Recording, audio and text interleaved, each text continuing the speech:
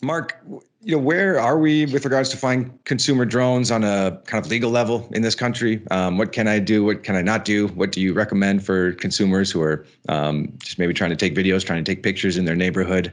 And, what kind of words of advice do you have for drone pilots? Well, there are two questions here, and that's particularly when you look at this, this guy in Ontario who got cited. There are two questions that everybody has to answer. One is, do I have a legal right for my aircraft to be where it is?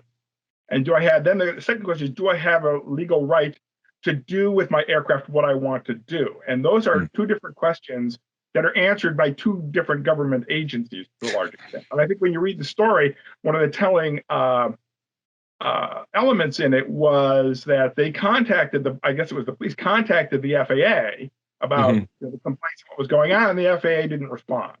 Because as far as the FAA is concerned, this is what happened is not their problem, because it wasn't a question about whether or not he had the legal authority for the aircraft to be where it was. He wasn't violating altitude restrictions. He wasn't violating a reckless endangerment type, where he's like careless and reckless with his operation of the aircraft. It was all a question of what he was doing with the aircraft. That there was a complaint, I guess, that he was using it near someone's window with the obvious implication that he's peeping into someone's window with it, or that he was using the drone in a harassing manner where he's like, he's following people with it, or putting them under surveillance. And those things, if you do them, they're illegal for the most part, whether you do them with a drone or without a drone. Like peeping Tom, being a peeping Tom is illegal. Harassing someone is illegal. Stalking is illegal. And there was this rush, back 3, 4, 5, 6 years ago, once drones started to proliferate, where everybody started to come up with, well, we need a specific drone law where we're going to stop, drone stalking, or we're going to make peeping with a drone illegal. And my position was always been that those laws were stupid in a way, because the things that they were doing was making conduct that's already illegal. Already illegal, yeah. Because the peeping Tom statute doesn't say, it's illegal only if you're using binoculars, or it's illegal only if you're using it doesn't matter what the means is for you to do it. If you intrude on someone in a place where they have a reasonable expectation of privacy, that's an invasion of privacy that you can sue somebody over. And it doesn't matter how you do it. And again, the same thing with stalking. I mean, stalking is illegal whether you're following them with a drone, or whether you're driving your car behind them slowly while they're walking, or whether you're hanging out at their house and harassing them. All those conducts are still illegal.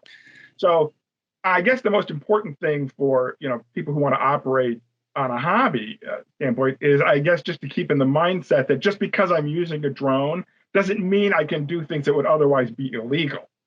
Somebody say, well, I'm just flying my drone and I'm just videoing, that's fine, because in the same way that just taking a picture of someone or something is legal. But there reaches a point where you cross over from, a legal conduct to a harassing conduct. And it's usually it's the reasonable expectations of the people, it's community standards. And so you just have to be mindful of what you're doing and what the local law is with regard to all of those types of things, like harassment and things like that. To your point, yeah, we didn't write a law saying you can't video somebody unwantedly with an iPhone, and you also can't do it with an Android, and you can't do it with a handheld camera. It's all falls under the umbrella.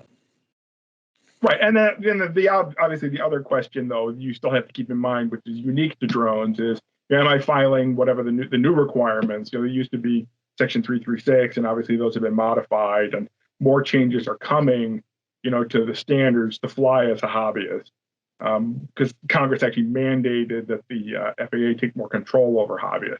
So those types of issues still have to be dealt with, if you're flying a drone. And then things like, flying in proximity to airports, and, so you still have to have your airspace awareness. But as I said, and that's, in this case, in the Ontario case, basically what happened is exactly what the FAA thinks should happen, because the FAA doesn't care about privacy. They're not a privacy regulator. Their position is, if you're invading somebody's privacy, that's a local matter for local law enforcement.